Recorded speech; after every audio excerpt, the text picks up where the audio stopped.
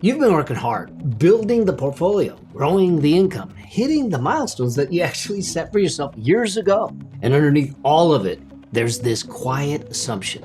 Get the number big enough, and the rest figures itself out. Here's the problem with that. Most people spend their entire lives building a machine and never stop to define what it's supposed to fund. The number grows, but the life waits. And the gap between them never closes on its own. See, that's a sequencing problem, and it has a fix. This is Building Your Money Machine, where we help you master your money, eliminate financial stress so you can live a life of choice. And I'm your host, Mel Abraham, and in this episode, we're gonna fix the sequence. Let's do this.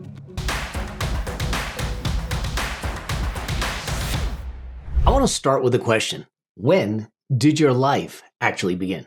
Not the day you were born, not graduation, not the first job, the business launch. I mean the day you stopped performing someone else's version of success and started designing your own. See, for most people, if you're honest, that day hasn't come yet. And here's the uncomfortable part. Most of us get warnings along the way, moments that try to shake us awake. We hear them, sort of, kind of. We make maybe a small adjustment, we give ourselves credit, and we go right back to running. I got one of those warning signs when Jeremy, my son, was 6 years old. He came in one day and he said, Daddy, I drew a picture of you at school today. And in Jeremy's picture, as I knelt down, thinking I was going to see us playing, us having fun, nope, it was me standing in front of two computer screens, a phone in each ear and the other one on the desk ringing. Jeremy wasn't even in the picture. This picture was a mirror into my soul. And what I saw, I didn't love. Now, I made changes, real ones, like I blocked time for Jeremy, so I was there with him. I was at his games and all the things that he was doing, his practices, the stuff that I thought mattered. And I stopped letting work bleed into the time that belonged to him. And I'm genuinely proud of that because it was the right thing to do. But here's what I didn't change, though. I left the math running on autopilot. The achieving, the acquiring, the accumulating. The number kept growing. The number had no relationship to a life that I had actually sat down and designed. It was just bigger is better. More is more. Build it, and it'll all work out someday. Turns out someday's not actually on a calendar. Here's why this matters, though. And I want you to hear this really carefully. Being half intentional is more dangerous than being fully asleep. And when you're fully asleep, at least you know you haven't done the work. But when you fix one part of your life and leave the rest running on comparison and expectation, you think you've done the work. You give yourself credit and you move on, and the clock keeps ticking. See, I fixed the relationship column, but I left the financial column pointing at a number that belonged to someone else's definition of success. And I wouldn't fully understand that until another 13 years later. And I'd be surprised if you can't name your own version of that picture. Maybe it wasn't your kid who drew it. Maybe it was a conversation that stopped you cold, a health scare, a birthday that hit harder than you expected, something that told you that the score was off and you felt it. See, you made a small adjustment, you gave yourself credit for the adjustment, and then you just moved on. See, that's the warning. Most of us just get it. The question is whether we hear the whole thing or just enough to feel like we did. So the warning came at 6 years old from Jeremy, and I heard part of it and made part of the change and then left the rest running. And let me tell you what it took to hear the whole thing. See, I was riding my mountain bike. This was in 2009, down to the gym one morning. I was distracted. I was frustrated. I was angry about something that genuinely, I can't even remember now. I mean, it was a conversation I had with an ex-girlfriend, but it tells you everything about how important it actually was. I don't remember what it was, but my shoelace, not paying attention to details, got caught in the chain as I was coming down the hill. And I clipped the brake, the bike flipped, and I came down on my head. All right.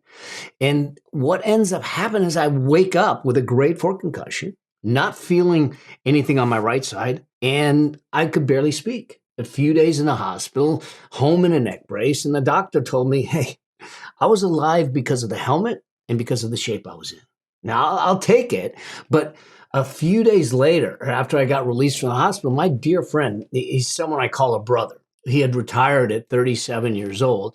He comes out and he says, I'm taking you to lunch. And we go to this little pastrami place that we loved and walk in, and I'm in a neck brace. We order our sandwiches. We sit down, and I'm still trying to get the feeling back on my right side. I'm still trying to speak. I'm stuttering. And he looks me dead in the eye and he says, how much is enough? I'm looking at him. I go, dude, I just got out of the hospital from a bike accident that nearly killed me. And you want to ask me philosophical questions right now? He didn't blink. He looked at me again. He says, how much is enough? Do you even know where your finish line is? Because here's what happened. You got on that bike distracted, angry, frustrated, running a race without knowing where it ends. The finish line literally could be behind you right now, but you could be standing on it, but you'd never know. You'll heal from this bike accident. I know you will, but you're going to get back on that bike. You're still going to be distracted. You're going to still be frustrated, and you're going to still be running a race that you don't know where the finish line is. And one of these times, you won't get back up. Ouch. See, that hit me because he was right. I had spent decades building, acquiring, and achieving. The number kept growing, but the life I was building it for, I hadn't designed it. Not in full. Not across every domain, not with any real honesty about what I wanted versus what I thought I was supposed to want. And here's the realization that came to me in those weeks as I'm trying to recover, is that I have no choice but to slow down and recover. We didn't need more money. What we needed was more clarity. And we have to get that clarity in the right order. And most people do it backwards. They set a financial goal and they chase a number and they figure that they'll sort it out when they get there and it'll all fall in place. But you can't build a machine for a life that hasn't been designed. And if the number you're chasing came from comparison or expectations or watching someone else's highlight reel or your parents or your degree, it was never really yours to begin with.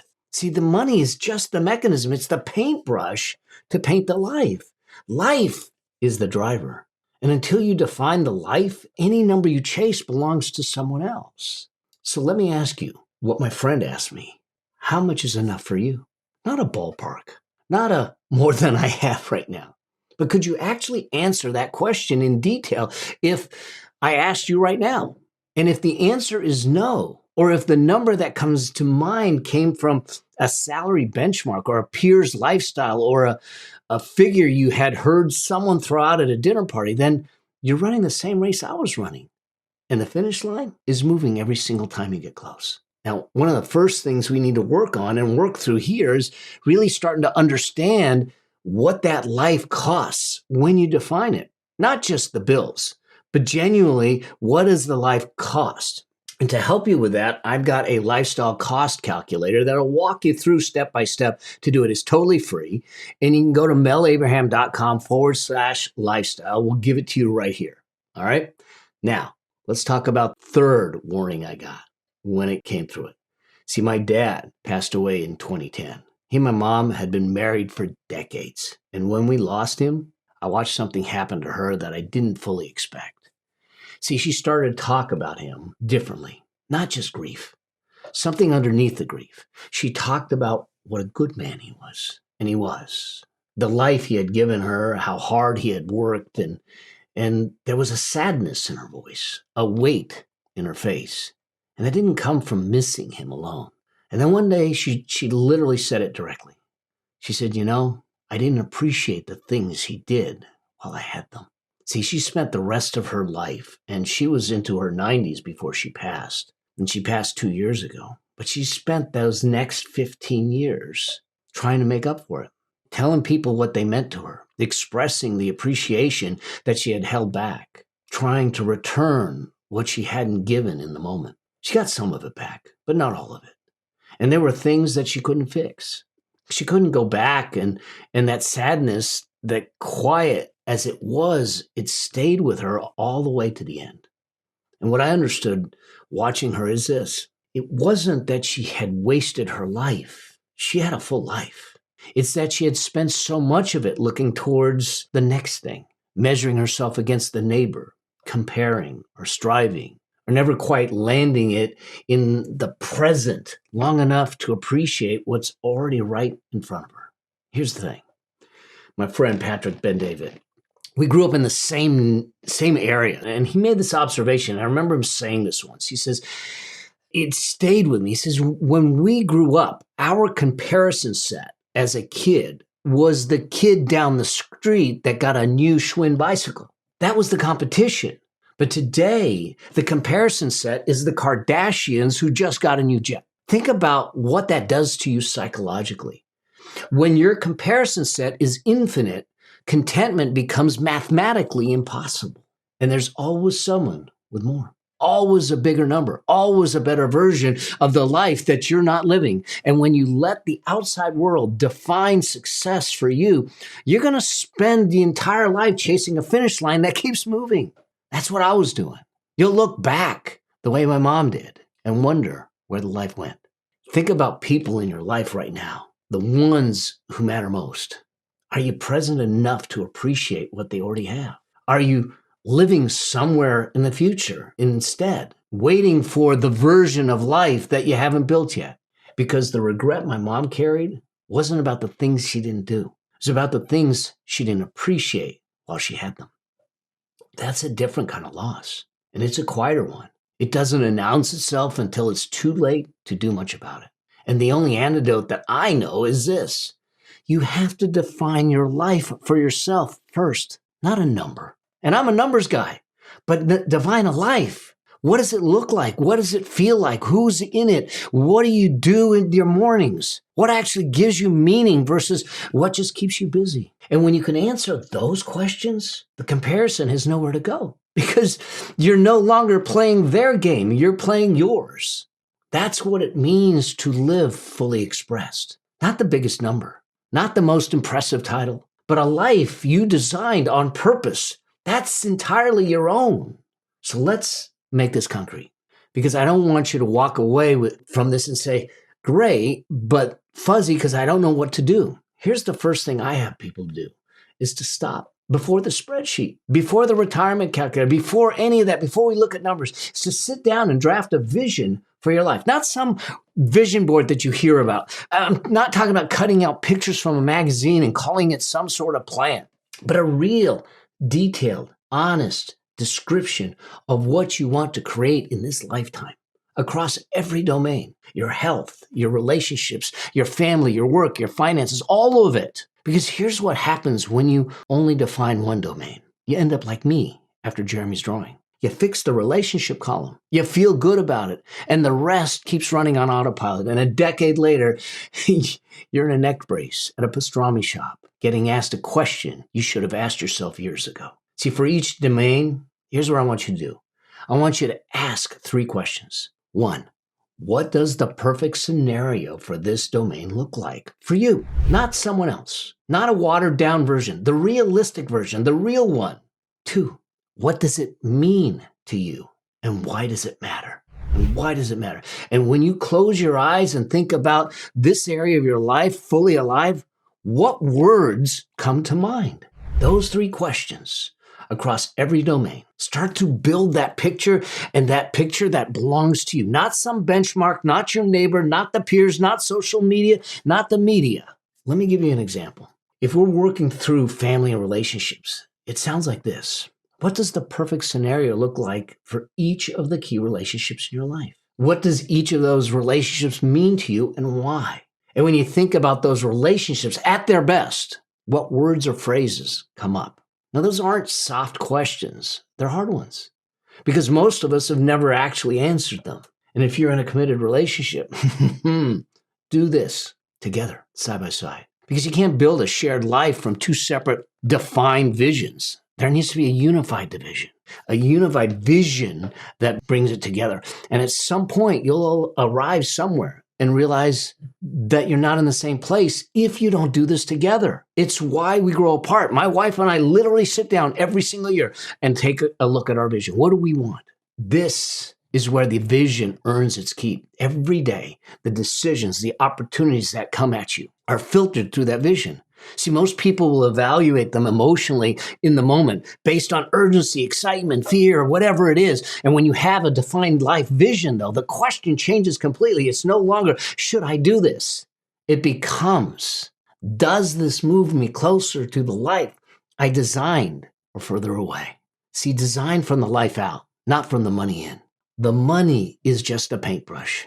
You have to know what you're painting before you pick it up. And until you define the life, you don't even know how big of a machine you actually need. And the number has to come from the life, not the other way around. See, this isn't just a Mel exercise. This is your exercise. The only reason it worked for me is because I finally stopped letting the number be the answer and started letting my life be the question.